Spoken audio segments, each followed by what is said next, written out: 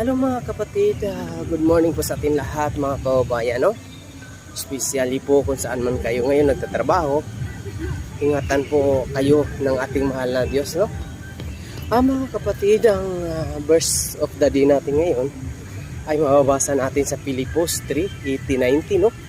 Ito po yung verse na marami ang matatamaan mga kapatid kahit na po mga kapatiran, lalo na hindi nila naintindihan kung bakit Jesus Christ pinako sa cross mga kapatid, no? Marami ang hindi nakakaintindi. Sa buong mundo mga kapatid, may churches na 37 million mga kapatid. Mayroong 34 na Christian. Pero marami pa rin ang hindi nakaintindi ang pagkamatay ni Jesus Christ sa cross mga kapatid. Alam niyo mga kapatid, bakit Jesus Christ pinako sa cross?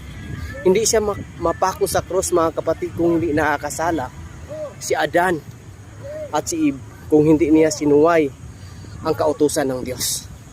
Yan po mga kapatid, no? Pero yung iba hindi po naunawaan niya. Yun po nagpapako si Jesus Christ sa cross dahil po para maligtas ang mga kasalanan mga kapatid, ang mga tao. Hindi kasama po ang mga hayop nito mga kapatid, no? Kasi ang mga hayop, hindi po yan. Wala po sila mga kasalanan mga kapatid. Ang mga tao, dahil nakita ng Diyos, sobra ng mga kasalanan ang mga nilalang na kanyang ginawa. Basahin po natin sa Pilipos 3:18-19 mga kapatid. Ang 18 sabi, sapagkat maraming namumuhay na salungat sa aral, sa kamatayan ni Kristo sa cross. Yan po mga kapatid, no?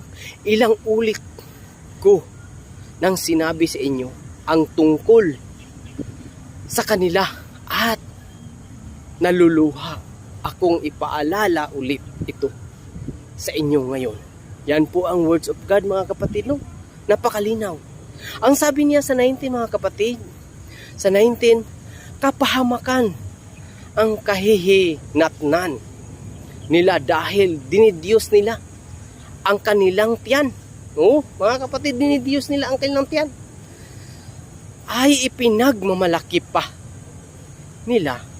Pinagmamalaki pa nila ang mga bagay na dapat sana nila